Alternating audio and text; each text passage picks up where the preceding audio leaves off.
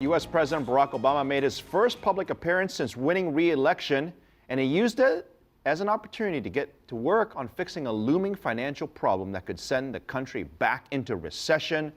CCTV's White House correspondent Jessica Stone joins us live from the North Lawn of the White House. Hi, Jessica. Hi, Phil. Well, as you know, we here in Washington have been talking a lot about something called the fiscal cliff. It's a package of tax hikes and spending cuts that could reverse the progress in the U.S. economy. Now, it was all part of a bunch of measures that were designed to help the U.S. cut its deficit, but these measures were all put into a package designed to be so horrible that Congress would act in cutting the deficit in a different way. Well, that never happened, and now the president's priority number one is to fix it. U.S. President Barack Obama returns to the White House with $1 trillion over 10 years in spending cuts to avoid, and a mandate for his approach. As I've said before, we can't just cut our way to prosperity. If we're serious about reducing the deficit, we have to combine spending cuts with revenue. And that means asking the wealthiest Americans to pay a little more in taxes. That's how we did it. Just 2 hours earlier, the Republican Party's chief negotiator, John Boehner, set a goal of agreeing on a framework for tax reform by year's end, leaving the real negotiations for the next Congress.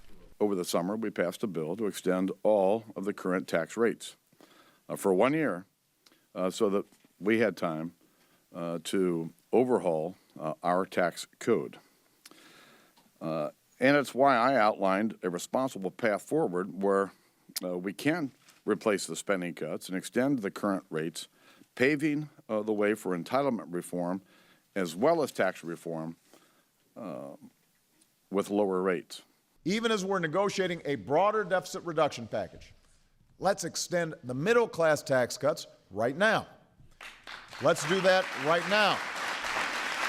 With congressional Republicans still holding on for a plan to extend all tax cuts as a savings for small business, and the White House seeking only to extend them for the middle class, is there any chance of success? That's going to be one big area of disagreement and battle, and there's, we're going to have to see how that plays out. Ryan Alexander is the president of a group called Taxpayers for Common Sense. She says the price of failure is too high for Americans and the world. The markets are jittery because they don't see a way forward. The economy is fragile because we're still in a recovery period, and it's time for the president and the speaker and all of Congress to kind of step up, make some difficult choices, and step back from the cliff.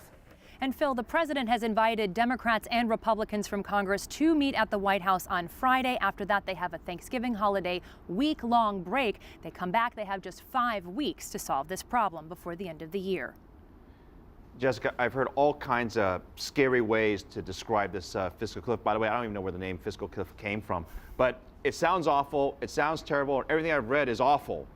Explain to our viewers why this is such a big deal, and give us a little bit more details about this cliff. Well, this week we got an estimate from the U.S. Congressional Budget Office where they basically said if this problem is not fixed next year, unemployment in the United States goes up to 9.1%, and if it can be fixed, we can save as many as 3.4 million U.S. jobs. So something very, very serious to take a look at for everyone here in Washington.